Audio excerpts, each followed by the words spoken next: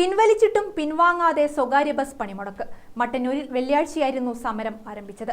വെള്ളിയാഴ്ച തന്നെ ചർച്ചയും സമരം അവസാനിപ്പിച്ചെന്ന അറിയിപ്പും വന്നിരുന്നു. എന്നാൽ രണ്ടാം ദിനവും ജനങ്ങൾക്ക് ദുരിതയാത്രയാണ് മട്ടന്നൂരിലെ പണിമുടക്ക് നൽകിയത്.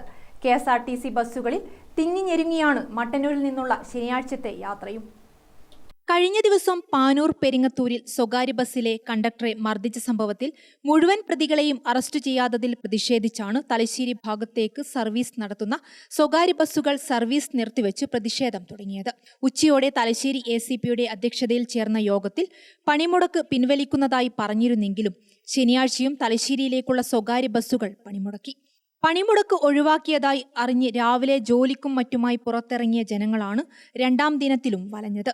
ഇടയ്ക്കെത്തുന്ന KSRTC ബസ്സുകളാണ് ജനങ്ങളുടെ പ്രധാന ആശ്രയം. തലശ്ശേരിയിലേക്ക് ഇരിട്ടിയിൽ നിന്നും ആരംഭിക്കുന്ന സർവീസുകളായതിനാൽ മട്ടന്നൂർ എത്തുമ്പോഴേക്കും മിക്കവാറും ബസ്സിൽ തിങ്ങി നിറഞ്ഞാണ് യാത്ര. പിന്നീട് മട്ടന്നൂരിൽ നിന്നും യാത്രക്കാരെ പരമാവധി കുത്തിനിറച്ച് അപകടകരമാകുന്ന യാത്രയാണ് പണിമുടക്ക് ദിനത്തിൽ ഉള്ളത്. KSRTCകളുടെ എണ്ണം ചുരുക്കമായതിനാൽ തന്നെ പരമാവധി പേരും തിങ്ങി നിറഞ്ഞു യാത്ര ചെയ്യാൻ തയ്യാറാവുകയായിരുന്നു. KSRTC ഇല്ലാത്ത സാഹചര്യത്തിൽ ജീപ്പുകളാണ് മട്ടന്നൂരിൽ നിന്ന് സർവീസ് നടത്തുന്നത്. അതും കൂത്തുപറമ്പ് വരെയാണ് സർവീസ്. ശനിയാഴ്ച ആയതുകൊണ്ട് തന്നെ വിദ്യാർത്ഥികൾ കുറവാണ്. തലശ്ശേരി റൂട്ടിലേക്ക് കൂടുതൽ KSRTC ബസ്സുകൾ സർവീസ് നടത്തിയിരുന്നെങ്കിൽ യാത്രക്കാർക്ക് ഏറെ ആശ്വാസമാകുമായിരുന്നു. Gramika news, Mattannur. All India trade ടെസ്റ്റിൽ വർഷങ്ങളായുള്ള 100% വിജയചരിത്രത്തിന്റെ തിലക്കവുമായി മോഡേൺ ITI.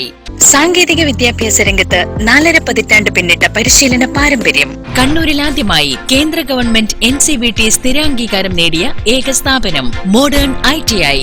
കേന്ദ്ര സംസ്ഥാന സർക്കാരുകൾ അംഗീകരിച്ച വിവിധ തൊഴിലധിഷ്ഠിത എഞ്ചിനീയറിംഗ് കോഴ്സുകൾ, KGCE ഈവനിംഗ് ബാച്ചുകൾ, 100% പ്ലേസ്മെന്റ് അസിസ്റ്റൻസ്, 50% ഫീസ് ഇളവോട് കൂടിയ സ്കോളർഷിപ്പുകൾ.